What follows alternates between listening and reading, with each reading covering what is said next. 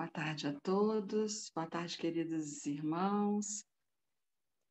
Dando início a mais uma reunião da FABEM. Nos sentimos acolhidos pela espiritualidade amiga. Neste momento, para iniciar a nossa reunião, eu vou pedir a Juliana Merson que faça a nossa leitura. Boa tarde, Fatinha. Me ouve? Sim, boa tarde, querida. Boa tarde a todos. Mensagem preparatória de hoje é do livro Abrigo, de Chico Xavier, pelo Espírito Emmanuel. O título é Humilde. Alguém houve na terra que, nascido na palha, não desesperou da pobreza a que o mundo lhe relegara a existência, transformando o berço apagado em poema inesquecível. Assinalado por uma estrela em sua primeira hora humana, nunca se lembrou disso em meio das criaturas. Com a sabedoria dos anjos, falava a linguagem dos homens, entretendo-se à beira de um lago em desconforto com as criancinhas desamparadas. Trazendo os tesouros da imortalidade no espírito, vivia sem disputar uma pedra onde repousar a cabeça, e, dispondo da autoridade maior, escolhia servir ao invés de mandar, levantando os doentes e amparando aos aflitos.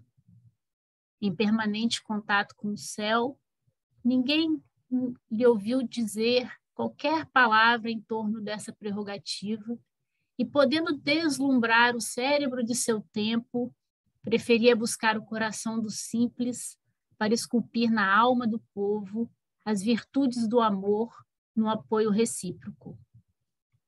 Esquecido, não se descurava do dever de auxiliar sempre. Insultado, perdoava. Traído, socorria os verdugos, soerguendo-lhes o espírito através da própria humildade. Golpeado em suas esperanças mais belas, desculpava sem condições a quantos lhe feriam a alma angélica. Amparando sem paga, ninguém lhes escutou a mais leve queixa contra os beneficiários sem memória, a lhes urzirem a vida e o nome com as farpas da ingratidão. Vendido por um dos companheiros que mais amava, recebeu-lhe sereno o beijo suspeitoso. Encarcerado e sentenciado à morte sem culpa, não recorreu à justiça por amor àqueles que escarravam a face, deixando-se sacrificar com o silêncio da paz e o verbo do perdão. E ainda mesmo depois do túmulo, ele o que volta à terra, estendendo as mãos aos amigos que mal segregara na deserção, reunindo-os de novo em seus braços de luz. Esse alguém era humilde, esse alguém é Jesus. Graças a Deus. Graças a Deus. Andressa, você pode fazer a nossa prece inicial, por favor? Sim. Ei, Fátima, boa tarde. Boa tarde. Boa tarde, pessoal. Então, vamos com muita gratidão no coração por mais essa oportunidade. Vamos iniciar a nossa prece e levar o nosso pensamento, o nosso coração, Senhor Deus, nosso Pai, e confiemos na sua infinita misericórdia. Agradecemos a Jesus a bênção de cada dia, a bênção pela semana que tivemos e por mais esse momento de sábado, que é sempre muito especial. Rogamos aos amigos, aos benfeitores espirituais que nos acompanham, muita luz, proteção e amparo. Ao nosso palestrante, pedimos que seja orientado, que Gustavo seja inspirado no estudo desta tarde, para que nós possamos também acompanhar. com muito amor, também sejamos auxiliados no entendimento da lição de hoje, para que possamos exercitar no nosso dia, nas nossas ações, para que a gente possa melhorar a cada dia. Senhor, agradecemos. Paz e esperança no coração de cada um. Esteja conosco hoje e sempre. Que assim seja. Que assim seja. Bom, meus amigos, hoje nós temos conosco para mais uma reunião doutrinária da FABEM, o nosso querido Gustavo Silveira. Boa tarde, Gustavo.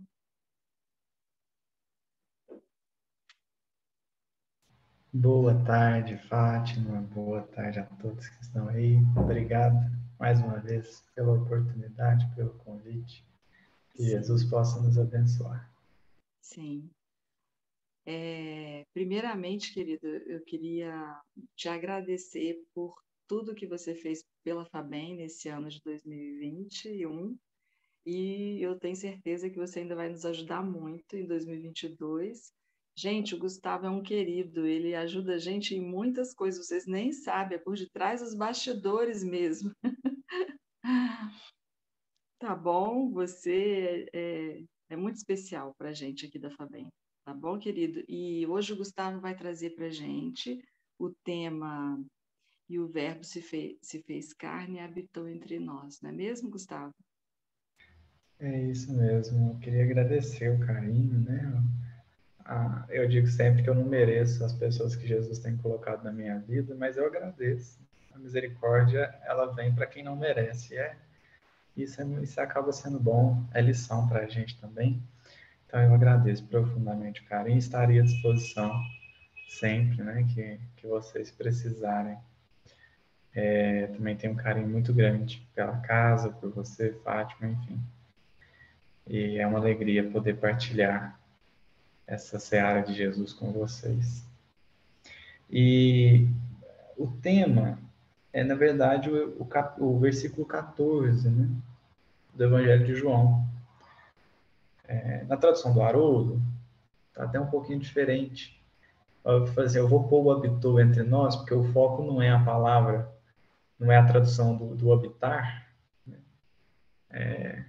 outra, o foco é outro, mas só para não deixar passar em branco, na tradução do Haroldo está assim: e o Verbo se fez carne e tabernaculou entre nós. E aí, na sequência do versículo, né, e contemplamos a sua glória, semelhante à de unigênito junto do Pai, pleno de graça e verdade. A tradução do Haroldo, então, traz esse, em vez do habitar, o tabernacular, que é um verbo, vamos dizer assim, criado talvez ali para essa tradução, ou para essa escrita de João, né, vamos dizer assim, porque João já estava ditando ou escrevendo em grego, enfim. Tabernaculou. É no sentido de que o tabernáculo era onde Deus se manifestava para o povo hebreu no deserto, né? Então eles erguiam a tendinha lá para que Deus se manifestasse. E aí esse era o tabernáculo. Então era o lugar santo.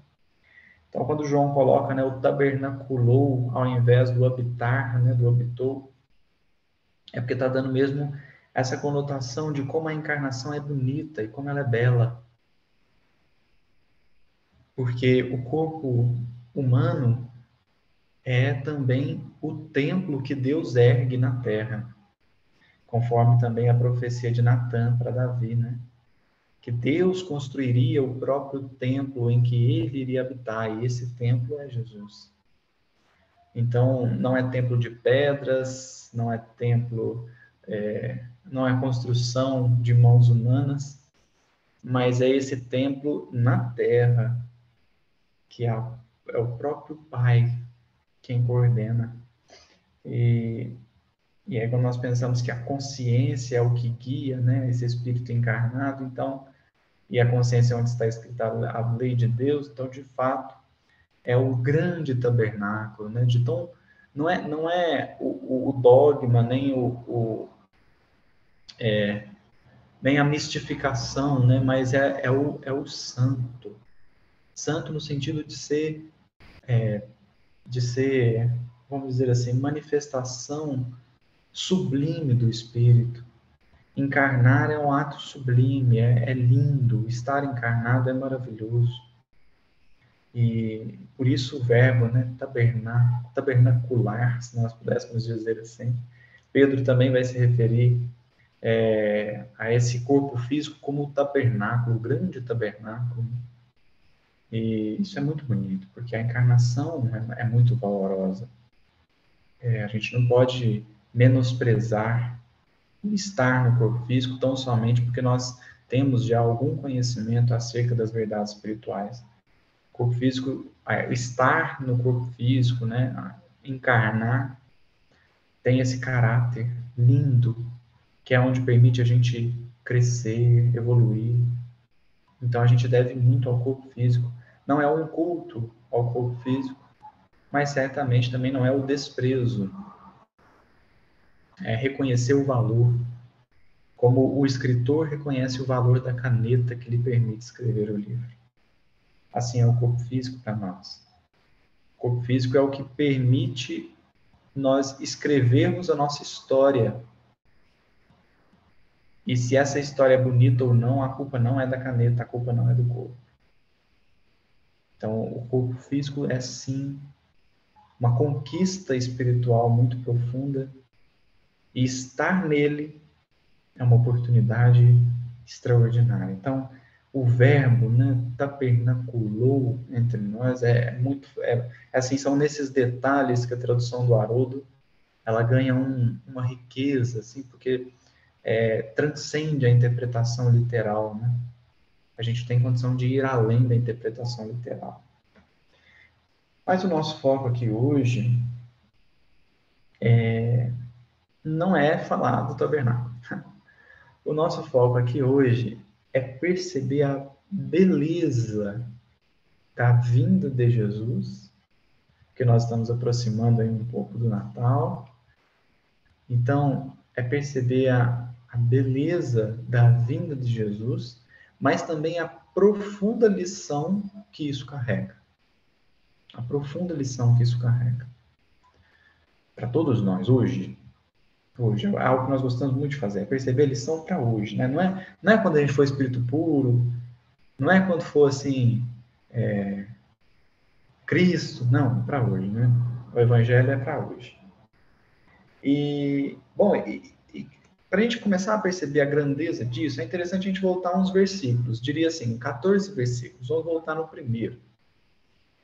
Porque o que é o verbo? Claro que aqui, quando João diz, né, o verbo se fez carne, tabernaculou entre nós, está falando de Jesus. Jesus é o verbo. Mas olha que interessante, a fala de João sobre o verbo se fez carne. João começa o evangelho dele dizendo assim: no princípio havia o verbo, e o verbo estava junto de Deus, e o verbo era Deus. Isso é muito sublime, porque quando a gente vai no Gênesis, no livro de Gênesis de Moisés, no capítulo 1, versículo 1 em diante, quando vai ser narrada a criação dos céus e da terra, nós percebemos que a criação se dá pela palavra, pelo verbo divino.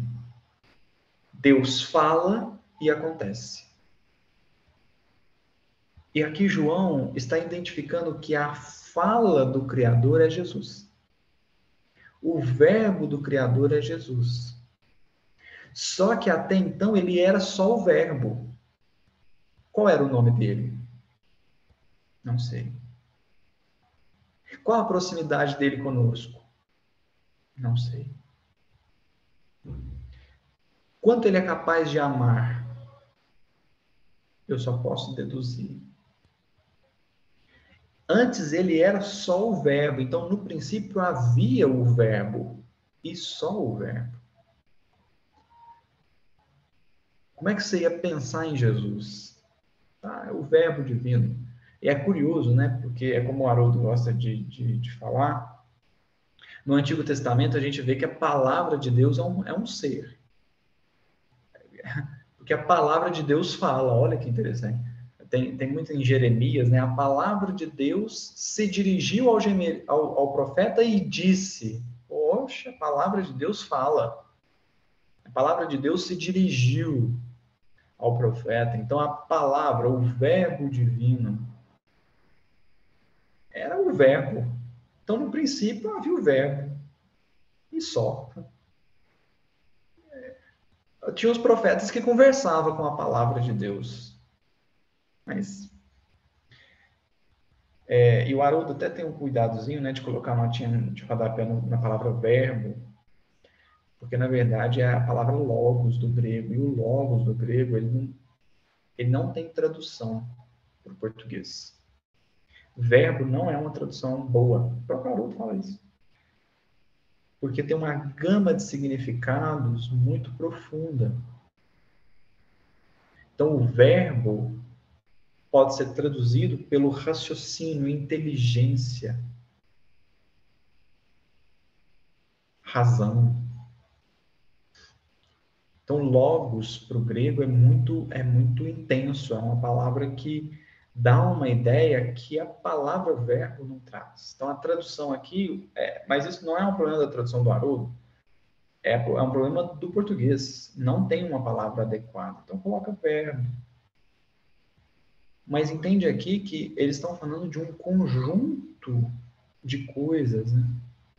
Então, é o pensamento divino, é a inteligência divina. Por isso que André Luiz vai chamar lá no Evolução em Dois Mundos os Cristos, né, como inteligências divinas. É o verbo, é o logos. Mas ele era só o verbo. A gente não sabia como chamar ele, a gente não sabia como ver ele, a gente não sabia quão próximo ele estava. Era um verbo, era a palavra. Então, não dá aquele tom de proximidade. Só que esse verbo se fez carne. E aí é bonito porque o verbo era Deus, não quer dizer que o verbo era uma divindade, né? O verbo, ele tinha essa característica de divino. Então parecia por demais longe, parecia distante, porque era algo assim lá do alto e a gente não tinha como alcançar ele. Mas esse verbo divino se fez carne. Se fez carne e habitou entre nós. Habitou entre nós. É muito interessante porque essa ideia nos faz lembrar um pouquinho da mãe de André Luiz, no livro Nosso Lar, quando ela vai falar para André Luiz que ela vai reencarnar, que ela já tinha conduzido o pai de André Luiz para uma reencarnação, ele já estava a caminho do planeta, ela viria logo em seguida e iria casar com ele de novo. Ia acolher ele e mais as duas amantes dele no seio familiar. Então, ela ia casar com ele de novo e receber as duas amantes da encarnação passada do marido, vão receber agora como filhas.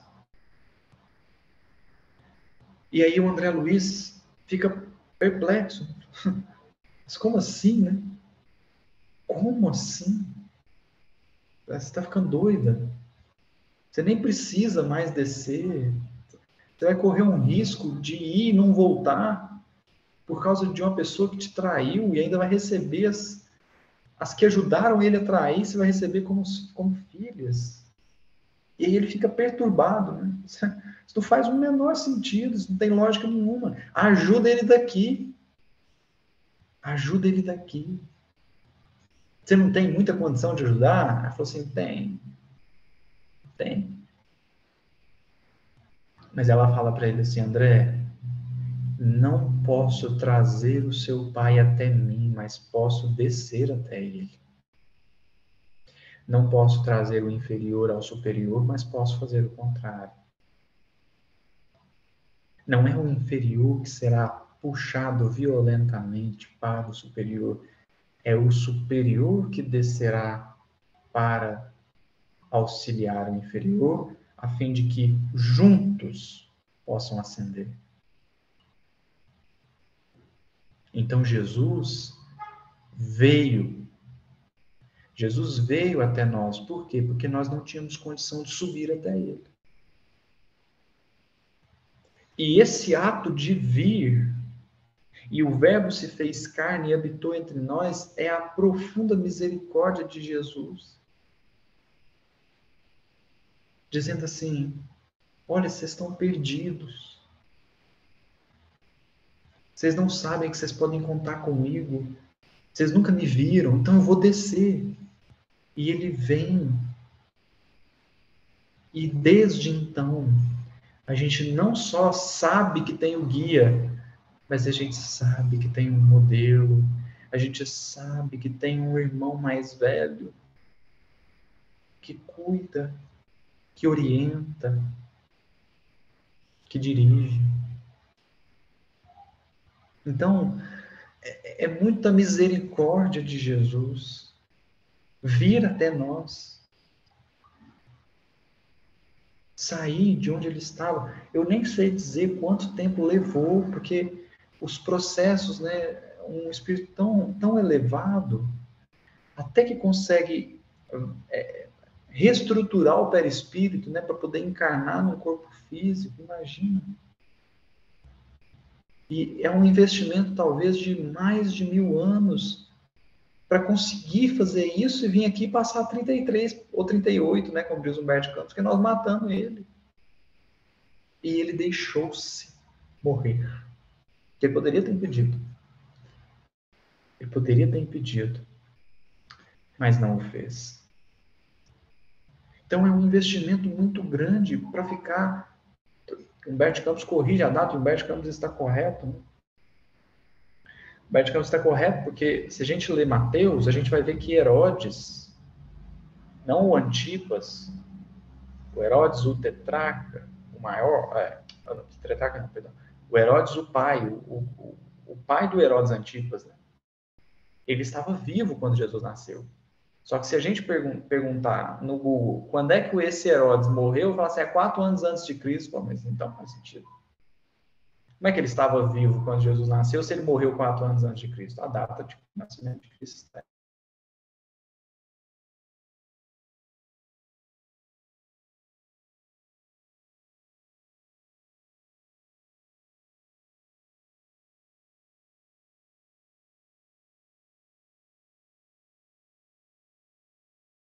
Mais ou menos, o último ano ou 2 anos de vida de Herodes, e aí a gente entende, né? Porque Herodes manda caçar todas as crianças menores de 2 anos, José foge para o Egito e logo Herodes morre, e aí ele pode voltar para Nazaré. Aí encaixa tudo, né? Mas, então, é um investimento, não importa, né? 33, 38 anos, não faz 5 anos. Mas imagina, séculos para descer e a gente não deixa ele ficar nem 40 anos aqui. Mas ele veio. Ele veio.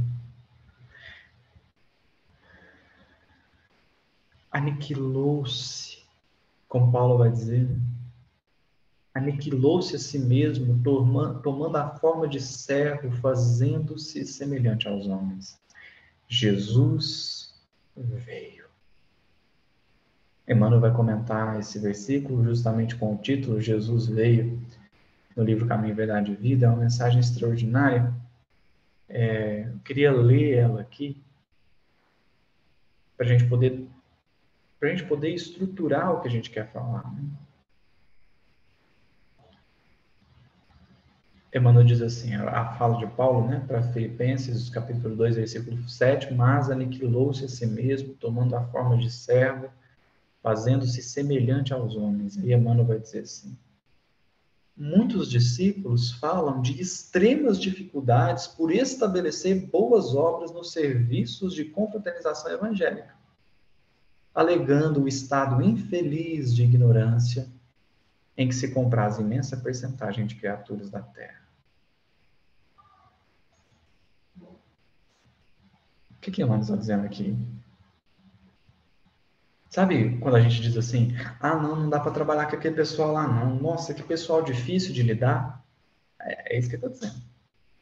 Muitos discípulos falam de extremas dificuldades por estabelecer boas obras nos serviços de confraternização evangélica, alegando o estado infeliz de ignorância em que se compraz imensa percentagem de criaturas da Terra. Não dá para fazer as coisas do bem com vocês, porque vocês não entenderam o propósito, vocês não sabem o que vocês estão fazendo.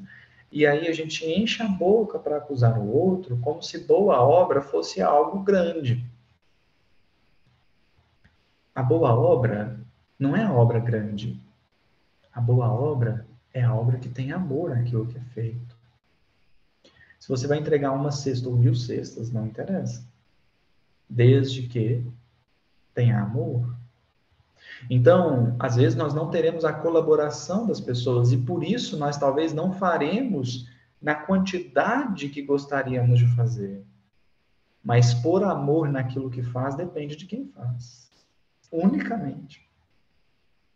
Eu não vou pôr mais ou menos amor no que eu faço, porque tem muita gente comigo.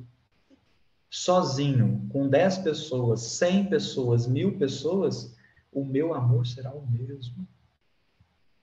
Então, não se trata de não ter condição de fazer uma obra importante, uma obra valorosa. Se trata, talvez, de não fazer uma obra grande. Mas, quem disse que é isso que importa? Então, a gente fica reclamando demais das pessoas que estão no trabalho do bem conosco. Demais. A gente fala assim, puxa, esse pessoal, eles não estão envolvidos, mas eles não fazem nada direito, e isso e aquilo. E a gente esquece de tentar fazer aquilo que dá.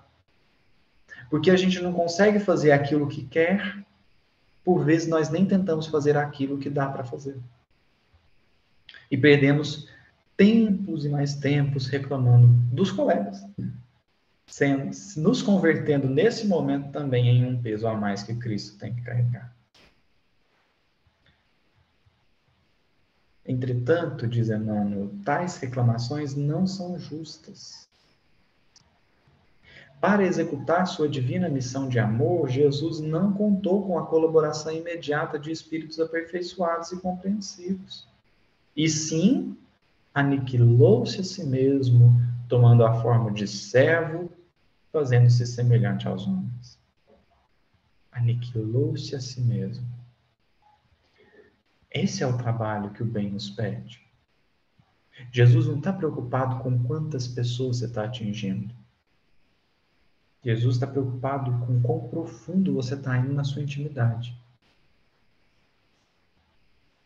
Naturalmente, isso se converte em benefício para os outros. Quanto mais fundo você vai em si mesmo, mais você ajuda os outros. Porque mais você percebe a sua necessidade de trabalhar.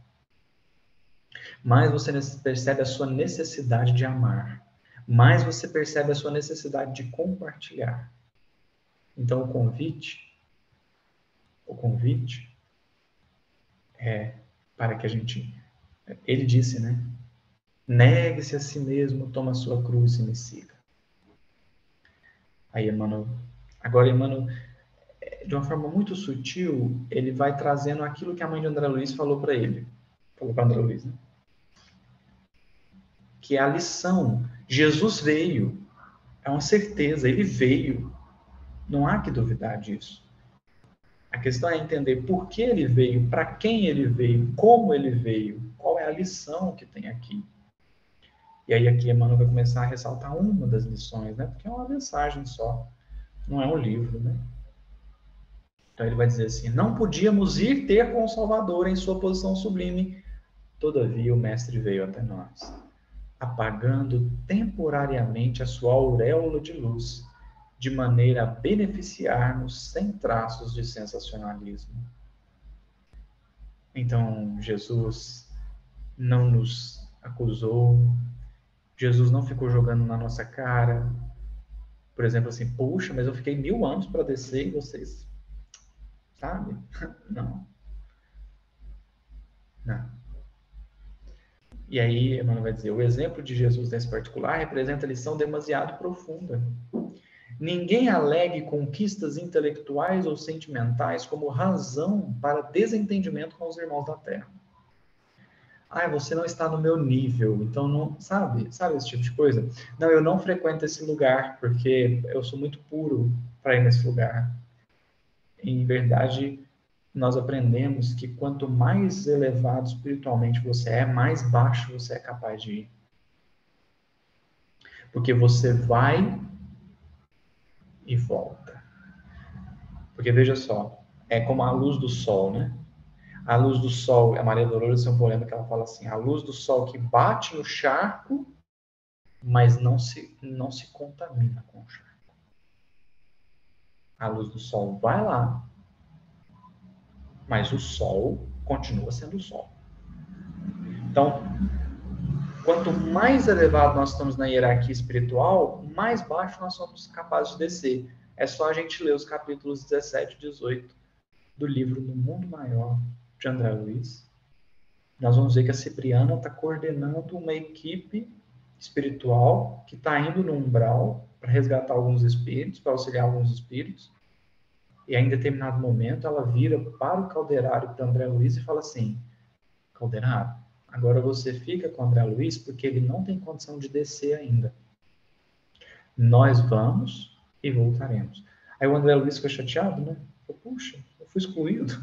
Aí o Calderário fala assim, não, André, porque talvez você ia descer e não voltava. Então é para você ter muita resistência psíquica. Quanto mais puro você realmente for, mais baixo você vai conseguir ir. Dessa história de, eu sou muito puro, eu não frequento esse lugar, é porque a pureza é de cristal. O dia que a pureza for de diamante, você entra e sai intacto. Eu sou puro demais para frequentar esse lugar, significa eu tenho medo ainda de ir e não voltar. Eu tenho medo de ir e ficar por lá, gostar, cair. Claro que cada qual vai dizer qual é a sua condição. Aqui não existe crítica, porque tem lugares que nós devemos sim evitar, como André Luiz foi barrado. Entende? A gente só não pode pensar que é porque a gente é puro demais. Porque o puro mesmo vai. Sem problema nenhum. Como o Chico, quando questionado, o Chico estava no bar, né? Aquela história bem conhecida. Poxa, Chico, você num bar? Quando o espírito entra num bar, ele se torna um lar. Porque o lugar sou eu que faço. Mas então, às vezes a gente se coloca numa posição elevada demais, não percebendo que o verdadeiro superior, ele desce para encontrar o inferior, porque o inferior não tem condição ainda de subir. E essa é a grande lição da vinda de Jesus. O verbo, pensa, o verbo, que é coisa mais imaterial do que a palavra. E o verbo se fez carne. Ele mudou completamente a sua estrutura. Ele mudou totalmente a sua estrutura para vir estar conosco. E é por isso que a Emmanuel está dizendo, né? Ninguém alegue conquistas intelectuais ou sentimentais como razão para desentendimento com os irmãos da Terra. Porque quem realmente conhece, quem realmente ama, compreende. Quem realmente entende, quem realmente conhece, quem realmente ama, vira e fala assim, puxa, você não tem ainda condição. Você ainda não tem condição, no momento que você está, no estado que você está, de compreender. Mas como eu tenho, sou eu que vou te acolher e não ao contrário. A gente usa da nossa compreensão para exigir acolhimento, mas o ideal é que a gente usasse da nossa compreensão para acolher os outros. É como uma frase que também se atribui a Chico, né? Eu fico muito triste quando eu sou ofendido, mas eu ficaria muito mais se eu fosse o ofensor. Então, o convite é: você já não está compreendendo a doutrina espírita? Você já não está dando alguns passos na direção da doutrina espírita? Então acolhe. Acolhe o máximo que você puder. E aí Emmanuel prossegue. Homem algum dos que passaram pelo orbe alcançou as culminâncias do Cristo. No entanto, vemo-lo à mesa dos pecadores, dirigindo-se fraternalmente a meretrizes, ministrando seu derradeiro testemunho entre ladrões. E é confuso, né? Porque a gente tem uma ideia assim, não, então vamos, junto dos bons que a gente fica melhor, né? Assim, Jesus, eu vou procurar o que tem de pior. Eu vou ao encontro do que tem de pior. Aí a gente fica perplexo, né? Por que Jesus faz isso? Eu confesso que eu fiquei questionando assim muito tempo. Por que Jesus não veio com a equipe espiritual que ele era acostumado a trabalhar? Por que ele escolheu 12 espíritos comuns? Comuns assim, né? Entendamos o que eu quero dizer com comum. Não estou dizendo... Eles tinham, sim, as suas conquistas espirituais, mas nós percebemos que não eram anjos, não eram espíritos puros. Por que Jesus fez isso? Por que no livro Brasil, Coração do Mundo, Pátria do Evangelho, quando Jesus pede para Ismael ir num umbral assim, mais denso, para trazer aqueles espíritos caídos das cruzadas, das inquisições? Por quê? Por que Jesus fez isso? Por que ele sempre escolhe o que há de pior? No entanto, olha o que Emmanuel está dizendo. Vemo-lo à mesa dos pecadores, dirigindo-se fraternalmente a meretrizes, ministrando seu derradeiro testemunho entre ladrões. Para quê? Parece que Jesus quer impressionar, né? Mas é muito mais do que isso. É muito mais do que isso. Tem um caso que ocorreu, que dizem que ocorreu com São Francisco de Assis, que ilustra bem o que eu quero dizer aqui. Veja, a pergunta é: por que Jesus escolhe o que tem de pior? E aí, um determinado momento, São Francisco estava sozinho com um dos seus discípulos, né, vamos dizer assim. Eles estavam caminhando em busca de comida, porque Francisco fazia isso, né? Mandava de 2 em 2 para buscar comida, enfim. E aí ele mesmo ia com um dos discípulos. E aí, no caminho, um discípulo olhou e falou assim: Francisco, por que Deus te escolheu? Por que as pessoas gostam tanto de você? Eu não entendo. Eu não entendo. Por que Deus te escolheu?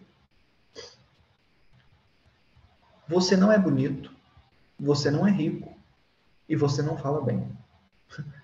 Por que as pessoas param para te ouvir? Por que as pessoas querem estar perto de você? Por quê? Por que você é o escolhido? Você não tem nada de bom, Francisco. E o Francisco meditou assim um pouquinho e falou: meu amigo, nunca foram ditas palavras tão sábias em toda a terra. Deus me escolheu justamente por causa disso. Porque eu não sou nada. Porque eu não sou bonito, porque eu não sou rico, porque eu não falo bem, eu não sou nada. Ninguém vai olhar para mim e dizer que é por minha causa que as pessoas vêm. Eles serão forçados a perceber que quem atua por mim é o Pai. Não pode ser por mim. Eu não tenho nada de bom. Mas é o Pai que tem. Então as pessoas vão para Francisco não procurando o Francisco. mas procurando Deus, procurando esse acolhimento. Então, Jesus escolhe o que tem de pior, por quê? Porque ele quer mostrar a força do amor. Porque ele quer te dizer assim, olha, o meu amor transformou Judas. Por que você acha que não vai te transformar? O meu amor transformou Maria de Magdala. Por que você acha que não vai te transformar? O meu amor transformou Pedro. Pedro saiu da negação para líder do colégio apostólico. Por que você acha que o amor de Jesus não vai te transformar? Jesus está completamente ciente da força do amor, então ele não precisa dos melhores, ele quer mesmo os piores, porque ele vai pegar os piores e vai deixar na melhor posição e vai te dizer assim, olha, você não está tão ruim quanto esses aqui não, então imagina o que eu posso fazer com você. Ele veio para mostrar isso. Ele veio para mostrar a força que o amor tem. Ele veio para te mostrar que não existe nada que não tenha solução. Até para a morte, entre aspas, ele deu jeito. Né? Que tipo de problema nós poderíamos levar para Jesus que Jesus não saberia resolver? Meu Deus. Ele encarnou para mostrar para a gente. E deixou a lição. Olha, o amor pode muito. O amor tem uma força extraordinária. O amor tem tanta força que você não precisará da violência. Porque pelo amor, Jesus fez Maria de Magdala desejar outra vida. Olha que importante isso. Que profundo isso. Maria de Magdala desejou outra vida. E aí Emmanuel vai dizer numa mensagem belíssima, também no Caminho, Verdade e Vida, que Maria de Magdala talvez seja o maior exemplo porque ela lidou com os vícios. Ninguém teve que se violentar tanto por amor a Jesus como Maria de Magdala, que ela era viciada. Você tem um vício, tanto que é difícil de deixar o vício, Maria de Magdala deixa um dos vícios mais entranhados no seu espírito. Por amor de Jesus, ela faz assim uma curva. E por que isso? Por causa do amor. Então a gente está reclamando demais dos nossos companheiros sem perceber que se a gente aprender a amar eles, não vai ter palavra que cause na intimidade deles o que o amor poderá causar.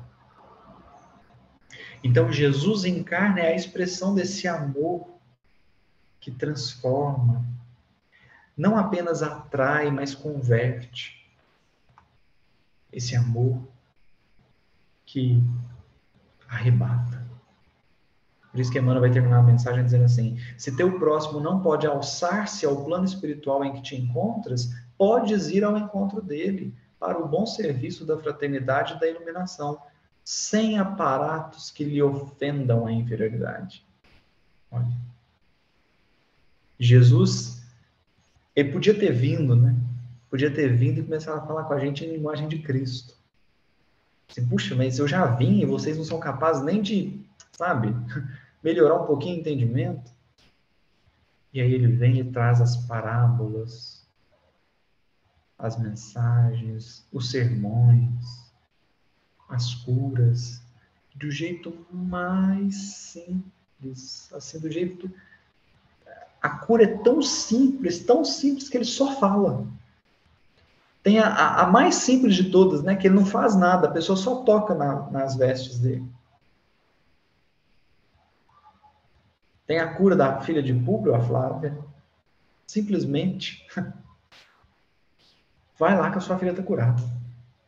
É simples, né? Jesus não tem nada de místico em Jesus, porque ele não quis ofender a nossa inferioridade. Então ele não cegou ninguém com a sua luz, ele não ofuscou ninguém com a sua presença, ele simplesmente amou. E no amar, ele transformou centenas de vidas. Então a gente está no nosso posto reclamando do outro, na nossa posição, reclamando do outro. E aí a gente olha para Jesus e fala, mas Jesus veio, né? Jesus desceu, amou e levou pessoas com ele. Quem quis, né? Quem quis, ele levou. Recorda a demonstração do Mestre Divino para vir a nós, aniquilou a si próprio, ingressando no mundo como filho sem berço e ausentando-se do trabalho glorioso como servo crucificado. Então, é como Emmanuel também vai dizer numa mensagem chamada Pensa um Pouco, capítulo 2 do livro Pão Nosso, ele diz assim, olha, se você aguarda a vida fácil, lembra do Mestre. Passou a vida inteira sendo humilhado, ofendido, desacreditado, caluniado. Só recebeu ingratidão, incompreensão. E ainda morreu crucificado. Então, se você pensa, se você quer a vida fácil, lembra do Mestre e pensa um pouco. É claro que nós não somos convidados ainda aos testemunhos do Cristo. Não é esse o ponto. A questão é o que eu, na minha posição, já sou capaz de fazer. Até onde eu sou capaz de descer para puxar alguém para comigo. E mais ainda, há uma mensagem também de Emmanuel no livro Levantar e Seguir, capítulo 1. Nós devemos, intitulado Nós Devemos. Emmanuel vai comentar a fala de Paulo para os romanos. Paulo diz assim, eu sou devedor, tanto a gregos como a sábios, como a bárbaros, tanto a sábios como a ignorantes. E aí Emmanuel vai pegar justamente porque o devedor aos gregos e aos sábios é fácil pensar, né? Por que Paulo devia aos gregos e aos sábios? Porque tudo o que ele aprendeu foi porque um sábio ou um grego ensinou para ele. Então é claro que nós devemos aos nossos professores, mas o curioso da fala de Paulo é que ele se diz devedor do bárbaro e do ignorante. Devedor, eu devo. Eu tenho uma dívida com ele, eu preciso pagar. Eu devo. Mas o que eu devo a ele? Aí Emmanuel vai dizer assim, no meio da mensagem ele diz assim, é justo que quem saiba se converta em devedor de quem ignora. Quem tenha se transforma em devedor de quem não possua. Por quê? Se eu tenho que pagar para quem? Para quem já tem? Não. São as dívidas de amor que Emmanuel vai falar. Eu tenho uma dívida com o outro que ainda não tem aquilo que eu já tenho. Porque uma coisa curiosa na lei divina é que quando você dá, você não fica sem. Você dá amor, você não fica sem. É como uma vela. A vela que acende outra vela, acende 200 velas e não se apaga. Então nós devemos aos ignorantes, nós devemos àqueles que compreendem menos que nós devemos, nós temos o dever e a dívida de amá-los, acolhê-los. Porque não é o inferior que será puxado ao superior, mas é o superior que descerá, pegará na mão e conduzirá para a ascensão espiritual. Assim foi Jesus conosco. Esse é o convite para nós. Não para que a gente se vanglorie de uma posição alta, mas para que a gente reconheça a necessidade de estarmos juntos, unidos e caminhando, um apoiando o outro. Essa é uma né, das lições da vinda de Jesus. Muito obrigado pela sua paciência, pela sua presença. Que o nosso Mestre possa abençoar e nos inspirar sempre.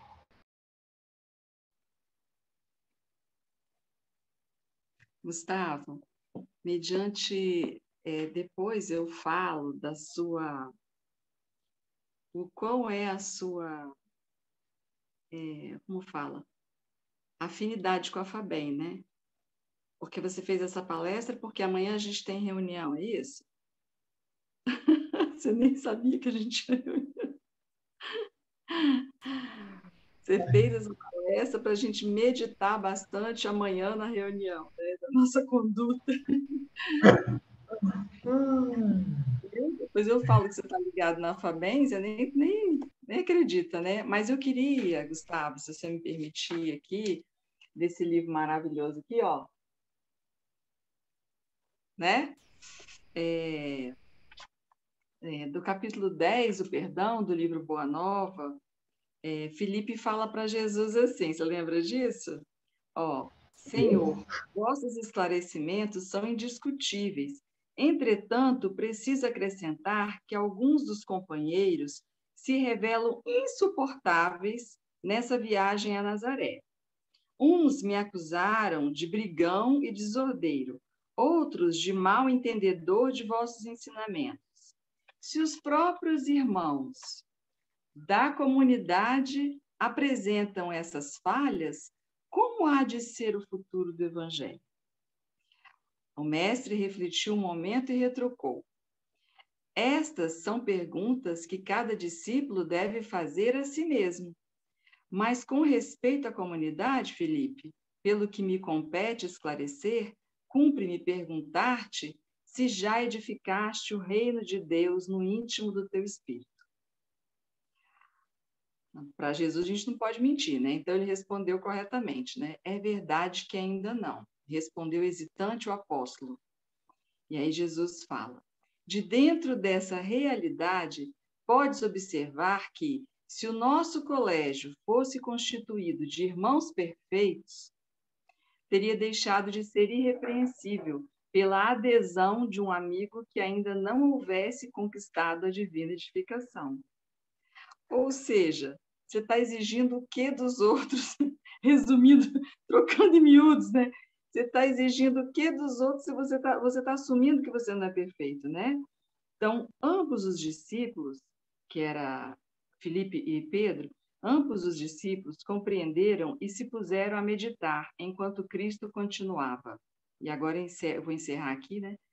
O que é indispensável é nunca perdermos de vista o nosso próprio trabalho, sabendo perdoar com verdadeira espontaneidade de coração.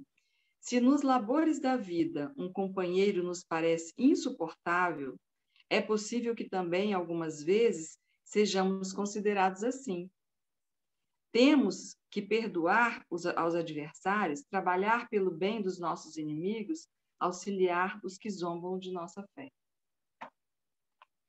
Então, quando você foi fazendo a palestra, eu fui lembrando desse capítulo 10. Eu falei, gente, é muito perfeito, né? Quem somos nós, né, Gustavo? Para exigir, né, para reclamar da intransigência do outro, sendo que nós somos arrogantes, nós somos intransigentes, a gente fala com o outro assim, né? Como se a gente fosse dono da verdade plena, né? E aí nós deixamos passar as oportunidades, né?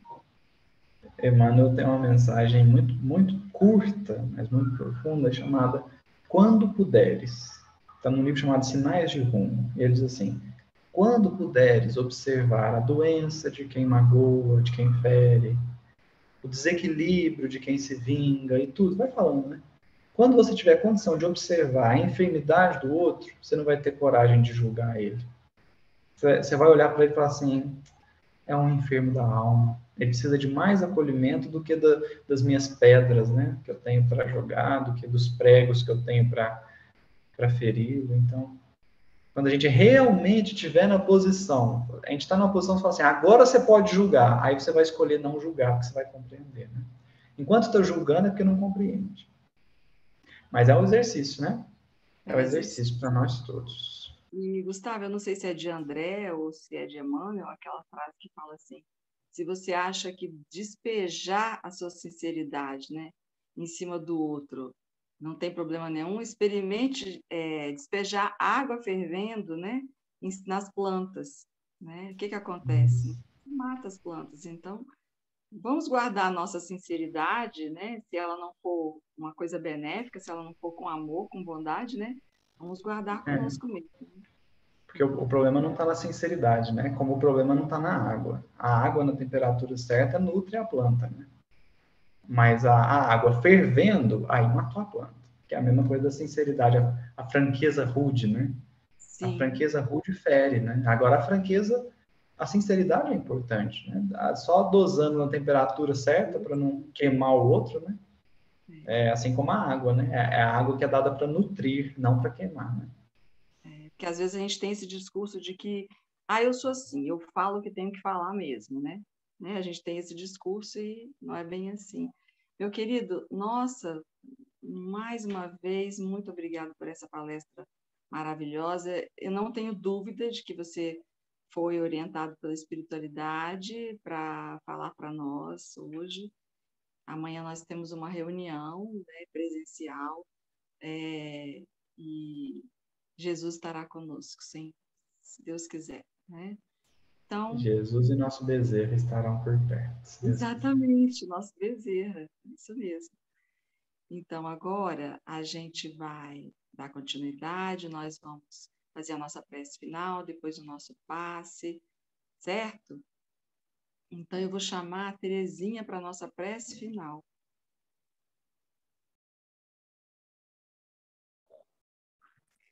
Boa tarde a todos.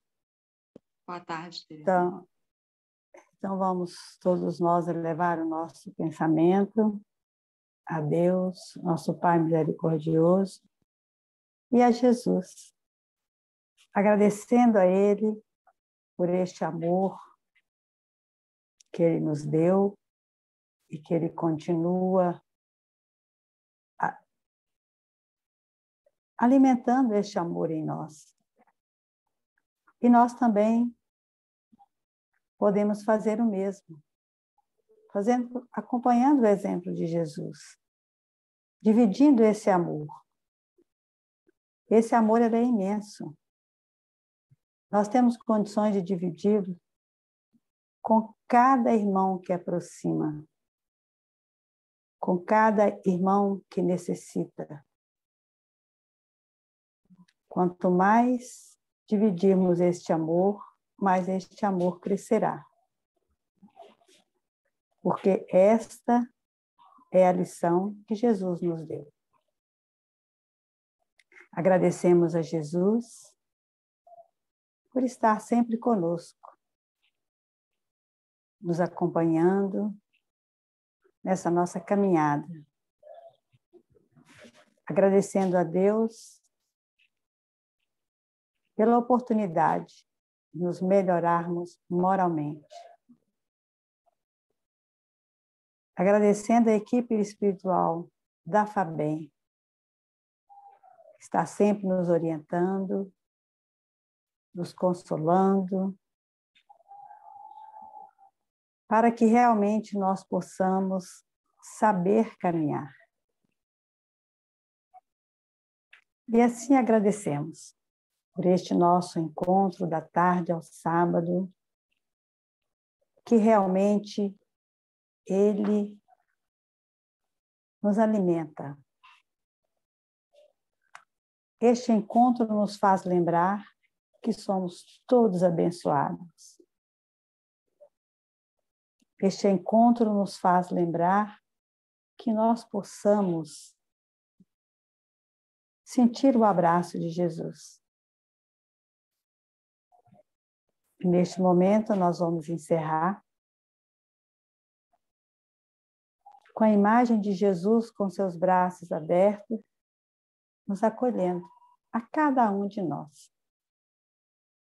Que todos nós possamos sentir este abraço.